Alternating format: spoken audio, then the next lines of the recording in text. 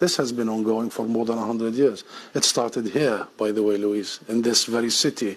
It was Britain that gave our rights away without even consulting us. And then this whole international Western approach to us has been failure, dismal failure.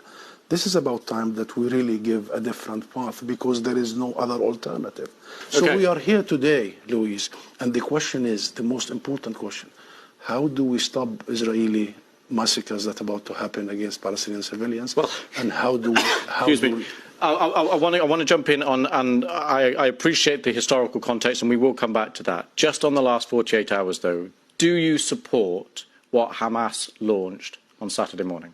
Well, this is not the right question, Louis. Really, the right it's question. It's an important question. No, it is not an important question because whether you support their action or not is an important question. No. It is not an important question. Hamas is a group, is a militant group. You're talking with the Palestinian representative. Our position is very well known and clear.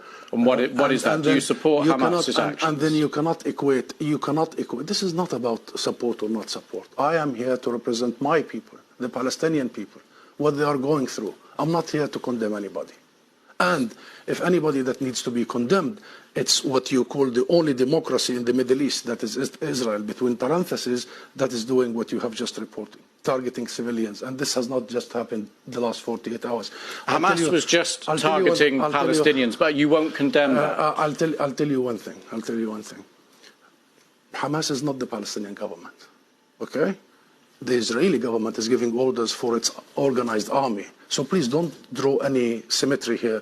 Don't equate. There is no way you can draw any symmetry. And don't equate between the occupied and the occupier. This doesn't serve justice to understand for your audience and viewers the real situation.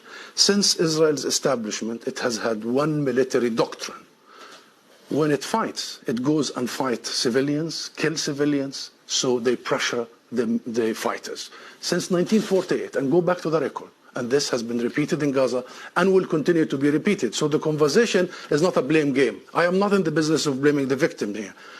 The real conversation is how do we stop this vicious, deadly cycle?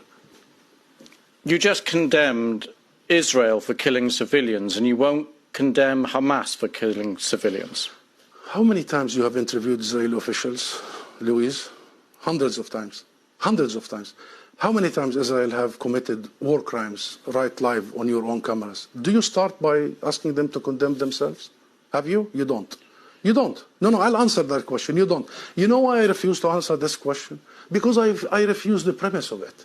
Because at the very heart of it is misrepresentation of the whole thing. Because it's the Palestinians that are always expected to condemn themselves. I mean, come on, this is a political conflict. We have been denied our rights for a long time. So this is the wrong starting point. The right starting point is to focus on the root causes, is to try and get out of this extreme dark tunnel, as opposed to this business by BBC and the mainstream media for 75 years. You bring us here whenever there are Israelis who are killed. Did you bring me here when many Palestinians in the West Bank, more than 200 over the last few months? Do you invite me when there is such Israeli provocations in Jerusalem and elsewhere? Because what Israelis have seen, which we started by saying tragic, the last 48 hours, the Palestinians see every day for the last 50 years. You know the situation in Gaza, you've just described it. This is the biggest open-air prison. Those people, 2 million, have been taken hostage by Israel for the last 16 years.